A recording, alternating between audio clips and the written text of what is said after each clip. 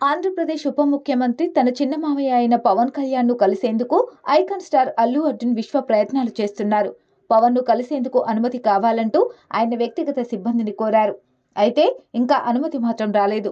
Pushpa 2 benefit show సందర్భంగా తొక్కిసలాట జరగడం, మహిళ మృతి చెందడం, ఆమె కుమారుడు ఆసుపత్రిలో చికిత్స పొందడం, బన్నీ జైలుకు వెళ్లడం, మధ్యంతర బెయిలుపై బయటికి రావడం చకచకా జరిగిపోయాయి.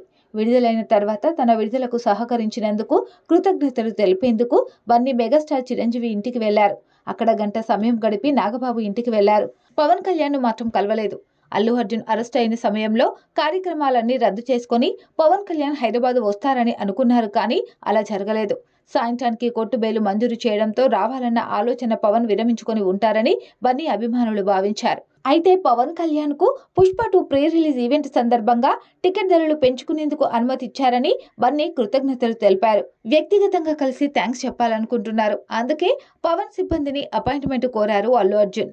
వాస్తవానికి పవన్ కళ్యాణ్ కు ఈ ఏడాదిలో జరిగిన అసెంబ్లీ ఎన్నికలు జీవన్మరణ సమస్యల్లాంటివి. ఎన్నో అవమానాలను తట్టుకుంటూ వైసీపీ నుంచి వస్తున్న తీవ్ర విమర్శలను కాచుకుంటూ ఆయన పిఠాపురం బరిలో నిలబడ్డారు. పవన్ కు మద్దతుగా పరిశ్రమలో ఉన్న ఆయన అభిమానులు, సినీ ప్రముఖులు పిఠాపురంలో ప్రచారం చేశారు. బన్నీ తండ్రి అల్లు అరవింద్ కూడా ప్రచారం చేశారు. ఇంటింటికి అందరూ తిరిగారు. కానీ అల్లు అర్జున్ మాత్రం నంద్యాల నుంచి వైసీపీ తరపున పోటీ చేస్తున్న శిల్పా రవిచంద్ర కిషోర్ రెడ్డికి ప్రచారం చేసేందుకు స్వయంగా నంద్యాల వెళ్లారు. ఈ సంఘటన పవన్ కళ్యాణ్ ను తీవ్రంగా బాధించింది. ఆ సమయంలో మెగా కుటుంబానికి, అల్లు కుటుంబానికి దూరం బాగా పెరిగింది. ఇప్పుడు జైలు నుంచి విడుదలయ్యాక ఆ దూరం తగ్గుతుందని భావిస్తున్నారు. పవన్ కళ్యాణ్ ను కలిసి బహుశా బెయిల్ విషయం మాట్లాడతారేమోనని, మధ్యంతర బెయిల్ గడువు ముగిసిన తర్వాత ఏం చేయాలనే విషయంపై చర్చించే అవకాశం ఉందని భావిస్తున్నారు.